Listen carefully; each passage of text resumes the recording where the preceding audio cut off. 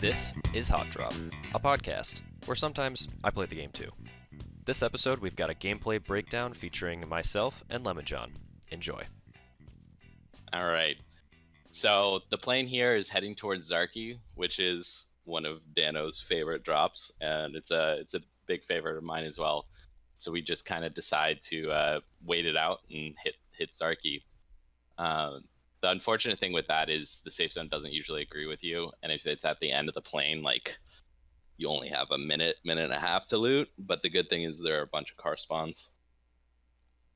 Exactly. I like Zarki just because there's not a lot of people who go there, and it's a little bit quieter. There's a lot of area where you can loot, but again, like you said, not a lot of cars, which is kind of an issue. Yeah, you get some good loot, like, surprisingly. It's kind of hit or miss, but like, we tend to find some decent loot there, at least rifles for everybody, even in a squad. Yeah, certainly enough for a duo. Squad, you're kind of pushing it, but I think you're right. Like, I think if you go there as a squad, you're gonna find typically enough to at least take one fight. Yeah, and that's what you really need. Like, a lot of people loot for too long, or like loot totally, like, need everything, but you really just need enough to take that first fight. Exactly. So you saw all the people get kicked out of the plane at the last minute there. All those AFKers just trying to farm those battle points. But yeah, That skirt. Yeah, gotta have it, man. Gotta look good on the battleground. Yeah. So I am flying down here, and I think at this point we pull our shoots at the last possible minute. We get bad shoots, but we just turn around and we spot some people with us. Yeah, I don't see a fourth guy, but there's at least a group and then a separate solo player or something. Yep. And you later on, like, you see the fight between them, but yeah, you can kind of see them landing in the middle of the city there, and so we don't know where they are, obviously, but we have a good idea that they're just going to be waiting for us as soon as we run down the hill. right, we tend to land up here because you can. It's not usually, if a group or a duo takes it, like, nobody really comes there because there's not enough room for two groups, and we were landing before them. So, like, we can kind of get at least something to take a fight and then go down and hopefully win the fight. Exactly. Just a small thing to note, I think, too, is if you shoot for the upper level, so like the higher ground of the retaining wall area where we landed, I think you're probably going to get onto the ground before anyone who lands at the lower city area, just because that ground level is further down. It takes you longer to drop. So it's not really a game of inches or a game of seconds, I would say, but I mean, any advantage counts. If you're trying to get down and get a gun faster than your enemy, you might have better luck if you shoot for the top, because you also know that no one's going to be behind you. There's one building to our left there, up further up the hill, but no one seems to land there because it's kind of out of the way. But if you land here and then you run down, you know that there's no one going to be at your back, so you have a good chance of being safe from behind as you run down. Yeah, I think I've only landed on that building when I've missed my shoot for Zarki, like, when it's a stretch. Yeah, exactly. So I think we're just looting up at this point, and we're going to fast forward to the first encounter.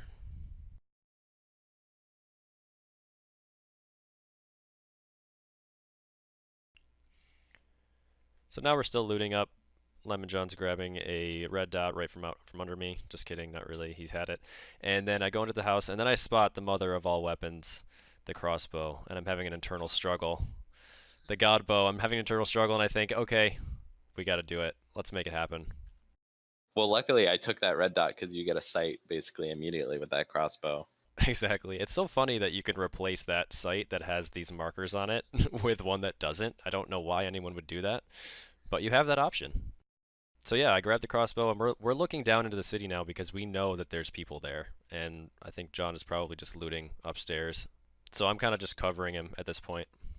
Yeah, we're still trying to figure out where that other group is. We think the solo died because there was a fight down here.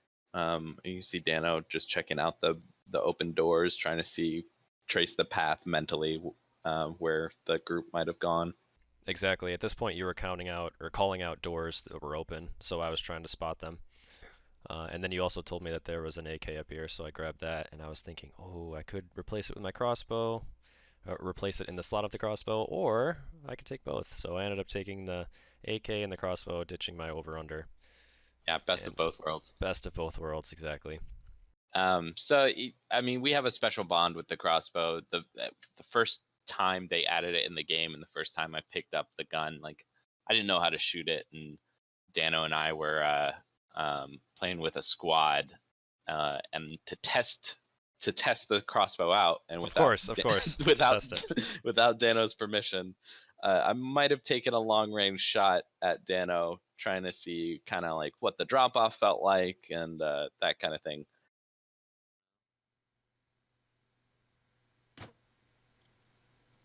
Oh! Okay. Wait, you got one-shotted apparently. Oh, from so far away. Maybe. Oh, Oh shit! I'm being Jumping. shot. I'm being shot. oh wow. This is your fault. It's Lemon, you totally- knocked him out. Wow. Oh my I Watch can't the- even. I can't even right now. Literally can't. Turns out I hit him right in the face. Right in the face. It was a pretty like fun shot. It was a little upsetting Fun because for we some. got ambushed. Yeah, right. We got ambushed by a squad like right after I hit you. So our squad just died immediately because of shenanigans. But it was a beautiful shot, and we learned something from it. We walked away from that incident as better people, I think. Yeah, yeah. So we run down into this house, and we still have the city in front of us, and I'm just looting around. At first, I didn't see those guys off to the left, and then I do. So I spot one, I take a shot, my crossbow bolt hits the fence. I'm very sad about this. I really thought I was going to get a good shot on him with a crossbow, but missed. But the two of them were on the left side, and I called them out immediately. And then I move up to the left side because Lemonjon stayed in the house, and he's still calling out that there's a guy on the right side. I'm able to take out the guy at the left side because Lemonjon put some damage on him, and then the guy on the right side starts to move up. Didn't know I was there because his teammate did not communicate this to him, and then I was able to take him out from the side with a nice tap on the side of his head there. Yeah, and then get his best shirt. Oh, it was a beautiful shirt. I had to take that. I love doing this. Every time I kill someone, I always think to take their clothes as trophies. It's great. It's not weird at all. No, but, it's the best part. yeah. So I took his really sweet shirt, and this was a nice first encounter to start the game off. Felt pretty good after this, especially me because I got the kills, but you put some good damage on too, so I'm certainly thankful for that and for calling it out because that's the key is just communicate. That, and I'm always happy to be a bullet soak for a few rounds. Share the meds and let me take the damage, and then we'll kill everybody. Exactly. It's all about give and take. It's teamwork.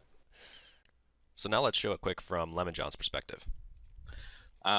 So here I'm looting. Dano calls out that he spots a couple of people. I'm just reloading my gun, and then I'm trying to peek and give him a little cover and assistance. I actually wide peeked this, which wasn't the best call, but I see the guy immediately take some shots and get out scot-free right here. When I re-peek, Dano is actually flanking on the side, which is very helpful because I get nailed by this guy at the burned out car. He just takes me down really far, and I can't engage safely. Dano's already knocked out a guy, so it's a 1v1, and luckily, he kills him right away. Guy Perfect. prones, and he headshots him.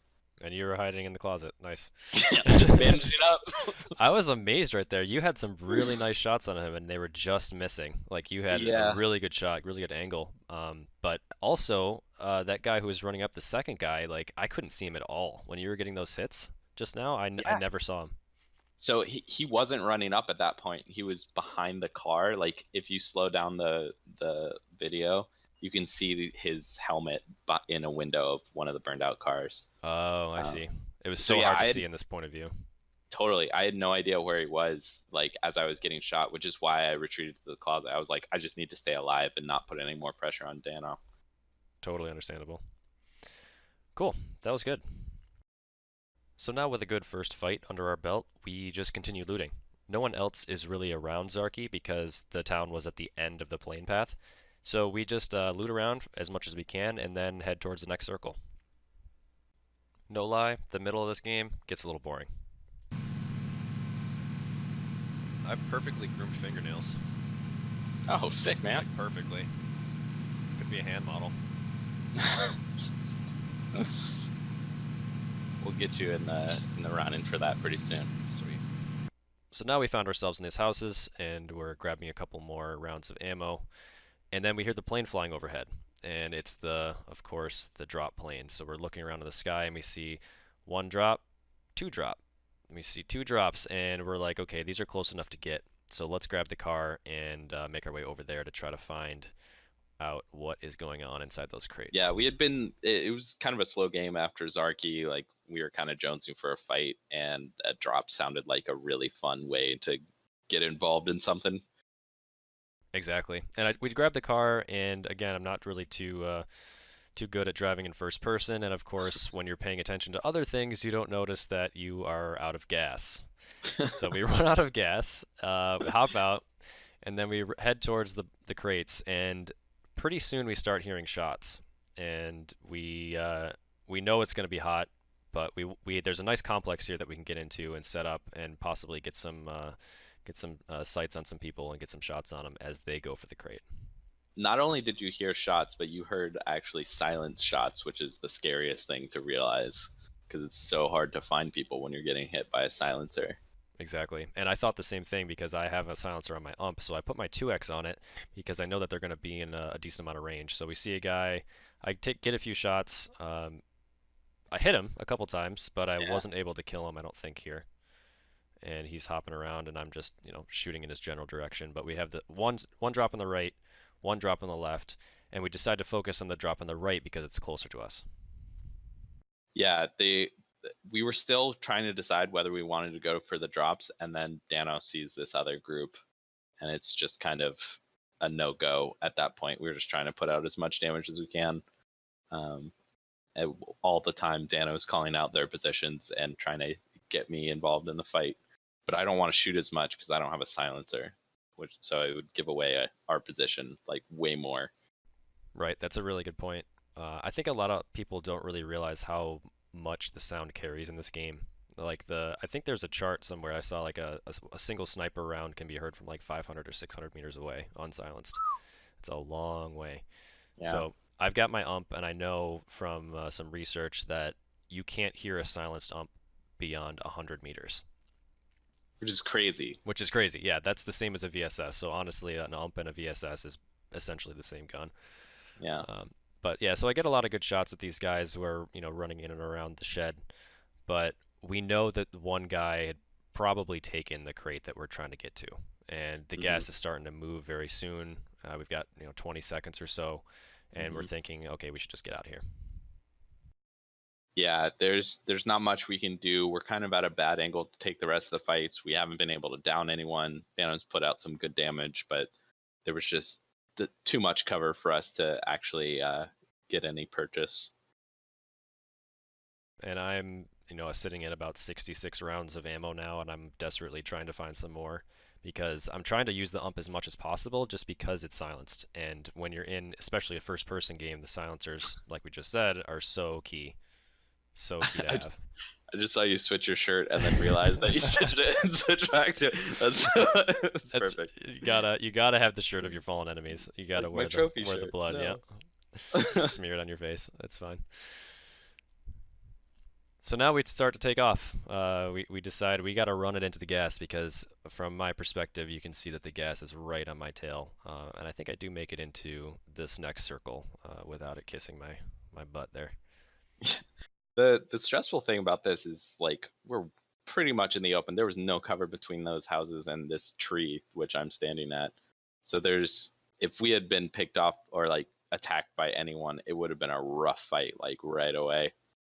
But luckily we got here unscathed, and now we're just trying to figure out where the other 11 people in the server are. This game went by really fast, it seemed. I mean, we obviously fast-forwarded through a whole bunch of just boring looting, but it felt like it went by really fast. Like, we looked up and there was, 40 people left, 30 people left. So we're just watching to see if people exit the gas behind us. Yeah, since we fought a bunch of people over from that direction and we didn't know what their movements were after those loot boxes, like, it's a good idea to take a look gas hurts a lot at this stage, but you know they could have been right on the edge and just waiting for somebody to creep into the safe zone to take a fight or something. So we crawl our way up the hill and up down the other side, and we see some guys exiting the gas. I get a couple good shots on him, and he actually dies to the play zone. So he dies to the gas, aka the blue electric field, aka the gas. So we're just trying to stay low at this point, stay hidden as much as we can, and just spot people before they see us. Right. We have no cover at this point, and it's kind of scary trying to work our way to cover. We think there are people in the houses to like Dano's left, and we've seen some people in the field. So we're just trying to keep a low profile while we find a good engagement. Right. So here I hear some shots, and I see this guy. I see this speck of a pixel way far away, and he starts to shoot Lemonjon. It's way far. You can hit him with your scope. See him? I just got nailed. Oh, I hit him. I killed him. Holy shit. That was some distance. Wow. And yep, I get really lucky. I get really lucky, and I get an awesome headshot on him from a distance, which brings us down to 7 people left. Yeah, he actually he was using, I think it was a Car 98, and he hit me in the head. Luckily, I had a level 3 helmet, but I would have died if Dano hadn't killed that guy right there. I think this was a really big turning point because he knew where you were and he was hitting you really hard.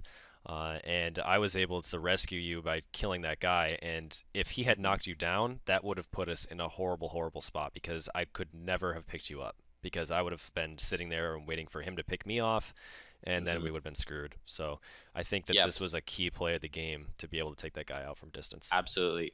And it was like right as the gas started moving too. So it was just like, if I had gone down, there was no way I would have been revived and us both lived. Like it would have been a really rough spot for us.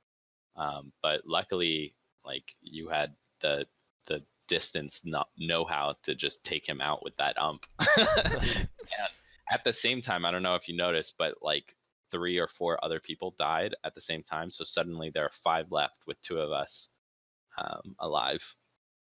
Exactly. So here I spot a couple guys on the hill. The quality's kind of bad. I don't know if you can see them even, but I am hitting them. And I switch over to my AK because I know at this point I need the bullets that are going to be more damaging, and we're at such a close range that I'm just going to use my more powerful weapon. So I put the 2X on the AK on the fly, and then I was able to get some good shots on this guy. I knock him down, and then I think someone else finishes off his buddy. So I was able to get... Oh, Lemonjon does, with a headshot. Yep. And I was able to get that kill registered, so I knew they were both dead. Yeah, luckily that was actually I think it was my first kill of the game, so that was getting me feeling good. Dano had taken the rest of the beautiful kills from the other people, but that was that kind of got me going and ready to do battle with the last person. The last guy. Who's gonna hey, get that's all him? that you need, right? Yep, just one You just kill. need one kill. Just one. So now I take it away. So you're ahead of me, and you're running up a little bit further, and we don't know where the last guy is. Yeah, once again, we have no cover, so we're just kind of hoping that he doesn't see us. And then, incidentally, we both prone at the same time. Like, we both decide, like, okay, we're just shooting like ducks ready for the slaughter at this point, which I think is a metaphor. But I think it's like, sheep or lambs. It's lambs. Yeah, I think it's lambs. It's lambs. Yeah. And we're just looking for the last guy. There's a couple of places where we think he might be. The wall was a possibility by this house, and then the rock was kind of the only options that this guy had, unless he was crawling on the ground like us. So I stand up, intentionally giving away my position, and let's see what happened.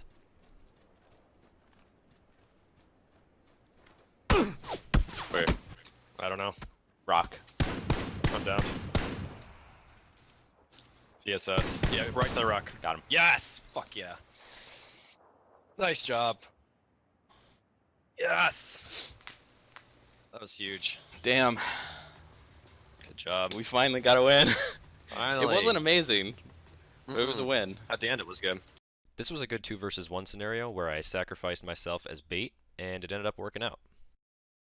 Yeah, and my thinking actually as we were crawling around was like, you can't see shit when you're first person crawling on the ground like that. You can't spot anything.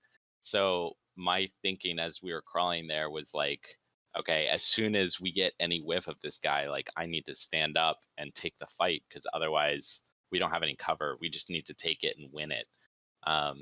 So as soon as Dano goes down, you see like I stand up, looking for the guy and hoping that I can see him before Dano goes down fully.